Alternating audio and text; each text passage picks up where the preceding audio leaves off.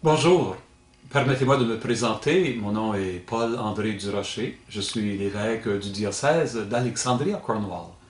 Aujourd'hui, j'aimerais m'adresser d'une façon particulière aux parents de nos enfants de 7 ou de 8 ans qui, probablement en deuxième année, sont invités à se préparer à compléter leur initiation dans l'Église catholique par les sacrements de réconciliation, de confirmation et de première communion. On n'est pas surpris d'apprendre que c'est l'âge auquel on est invité à compléter son initiation, mais plusieurs sont surpris par le fait que dans le diocèse d'Alexandrie-Cornwall, on confirme les enfants avant qu'ils ne fassent leur première communion. De fait, ce n'est pas la pratique courante.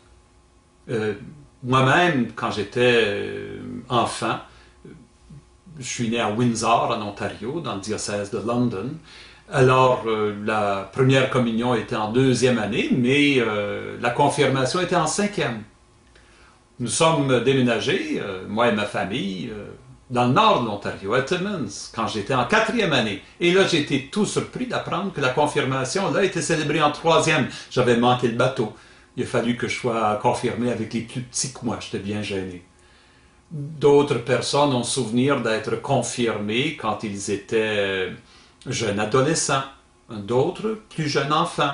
D'autres ont été confirmés quand ils étaient adultes. Pour être bien clair, qu'on s'entende bien sur c'est quoi la confirmation, ceux et celles qui ont mon âge ou plus, ils parlent souvent à propos du fameux soufflet de l'évêque, la tape que l'évêque donnait aux jeunes confirmants. On se souvient que c'était l'évêque qui faisait ça. Pourquoi il nous donnait une tape sur la face, on n'était pas certain. On se faisait dire, tu deviens un soldat du Christ, il faut que tu sois solide, il faut que tu résistes.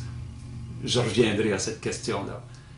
Mais certainement, la confirmation, c'était le sacrement qui était lié au ministère de l'évêque. Et pour la plupart d'entre nous, ce sacrement était célébré quelques années après notre première communion. Ici, à Alexandrie-Cornwall, voilà qu'on célèbre la confirmation avant la première communion. Ça, c'est la décision de l'évêque qui m'a précédé, Monseigneur Eugène Larocque. Il a pris cette décision-là après avoir étudié profondément la question. Mais j'aimerais vous expliquer une chose tout de suite. Au niveau de l'Église universelle, il y a une certaine loi. Et la loi, c'est que les enfants font leur première communion à l'âge de raison, donc à 7 ou 8 ans, et que normalement, ils sont confirmés avant de faire leur première communion. C'est ça la loi de l'Église. Mais dans la loi, on explique aussi que les exceptions sont permises si la conférence des évêques d'un pays décide de permettre des exceptions. Ici au Canada, comme en de nombreux pays à travers le monde, la conférence des évêques a permis cette exception. Et, il faut le reconnaître, l'exception est devenue la règle. Très peu de diocèses suivent la norme qui est établie pour l'Église universelle. Nous, ici à Alexandrie-Cornwall, nous la suivons. Dans le prochain petit clip, j'aimerais prendre quelques instants pour vous expliquer un peu pourquoi nous avons décidé de suivre cette norme universelle.